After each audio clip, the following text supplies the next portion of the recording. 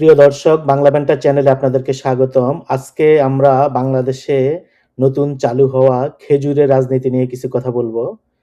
তো হাসনাত আব্দুল্লাহ জবাবদিহিতা, স্বচ্ছতা ও জবাবদিহিতা নিশ্চিত করতে মধ্যরাতে ফেসবুক লাইভে এসে নিজের নির্বাচনী এলাকা কুমিল্লা-৪ দেবিদ্বার আসনের উন্নয়ন কর্মকাণ্ড ও প্রশাসনিক কার্যক্রম নিয়ে বিস্তারিত ব্যাখ্যা দিয়েছেন নবনির্বাচিত সংসদ সদস্য হাসনাত আব্দুল্লাহ। লাইভে হাসনাত আব্দুল্লাহ জানান, গত ১৭ ফেব্রুয়ারি তিনি সংসদ সদস্য হিসেবে শপথ নিয়েছেন। শপথ নেয়ার পর গত ৩ সপ্তাহে তিনি মূলত এলাকার চলমান উন্নয়ন প্রকল্প, প্রশাসনিক কার্যক্রম ও বিভিন্ন সরকারি সেবা সম্পর্কে ধারণা নেওয়ার চেষ্টা করছেন।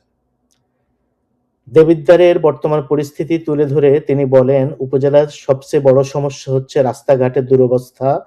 বর্তমানে সড়ক ও জনপথ অধিদপ্তর, স্থানীয় সরকার প্রকৌশল অধিদপ্তর এলজিইডি এবং প্রকল্প বাস্তবায়ন কর্মকর্তার পিআইওর তত্ত্বাবধানে বেশ কিছু সড়ক উন্নয়ন কাজ চলমান রয়েছে। তো এলাকার খাল বিলের উন্নয়ন, খেজুর বিতরণ, দুম্বার মাংস বিতরণ এগুলো এমপির কাজ নয়। সৌদি বাদশার ফাউন্ডেশন থেকে প্রতি বছর রমজান মাসে বাংলাদেশের গরিবদের জন্য ১০০ টন খেজুর আসে। তো বাংলাদেশ সরকার খেজুর গ্রহণ করে ত্রাণ মন্ত্রণালয়ের মাধ্যমে সারা দেশে ইউএনও অফিসে পাঠায়। ইউএনও অফিস খেজুর গ্রহণ করে ইউনিয়ন এবং ওয়ার্ড পর্যায়ের এতিমখানাগুলোতে প্রেরণ করে।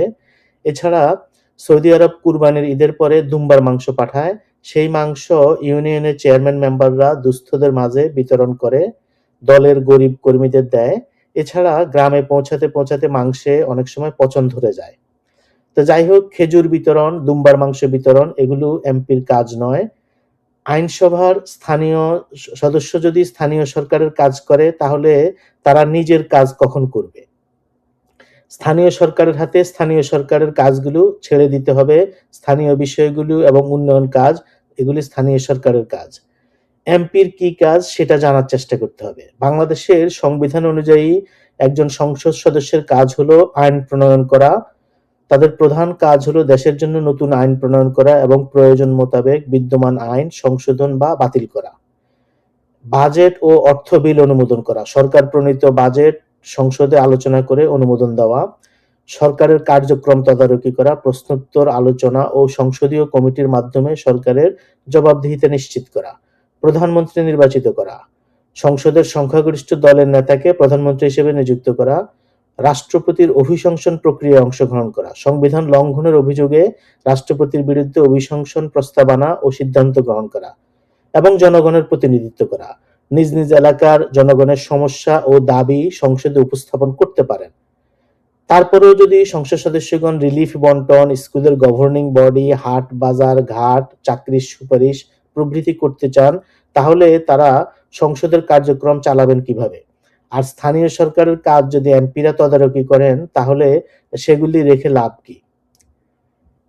এরপরেও এসব কিছু মানা যেত যদি আব্দুল্লাহর রাজনীতিতে আসা নির্বাচনের প্রক্রিয়াটা সুষ্ঠু হতো। এখন এসব নীতি কথা তাহলে ভাল লাগতো।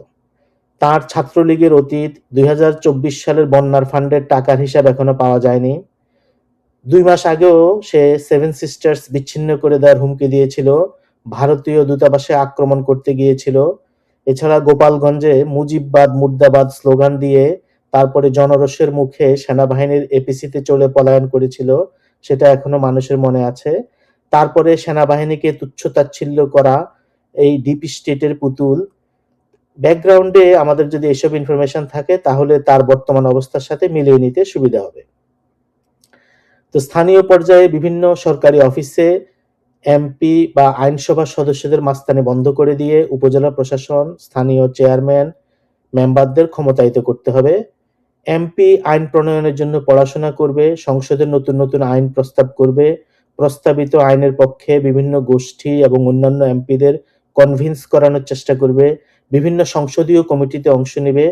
এমপিরা যদি এভাবে খেজুর বিতরণের কাজে লেগে যায়, তখন দেখা যায় যে অন্তর্বর্তী সরকারের সময় অবৈধ প্রক্রিয়ায় আইন সংস্কারের চেষ্টা করা লাগে। তো বাংলাদেশ, ভারত, পাকিস্তান থেকে প্রতি বছর ওয়াশিংটনে খুব ভালো মানের আম উপহার হিসেবে পাঠানো হয়। সেগুলি ওয়াশিংটনের কর্তা ব্যক্তিরা, বিভিন্ন রাজ্যের গভর্নররা পান। সাধারণ মানুষ সেগুলো চোখেও দেখে না, তাদের জন্য মেক্সিকান আম যেগুলির স্বাদ গন্ধ কিছুই নেই। তো বাংলাদেশ থেকে প্রতি বছর হিমসাগর, ল্যাংড়া, হাড়িভাঙ্গা, গোপালভোগ, বাড়ি, চার ইত্যাদি সুস্বাদু আম উপহার হিসেবে পাঠানো হয়। সাধারণ নাগরিকদের জন্য আমেরিকাতে আসা আমের ভাগ কোথায়? বাংলাদেশে এই যে কুরবানির ২ মাস পরে যে মিডল ইস্ট থেকে দুম্বার মাংস পাঠানো হয়, এগুলি ইউনিয়নের চেয়ারম্যান মেম্বাররা সাধারণত দুস্থ মানুষদের মধ্যে বিতরণ করেন। গ্রামে যেতে যেতে অনেক সময় এসব মাংসে পচন ধরে।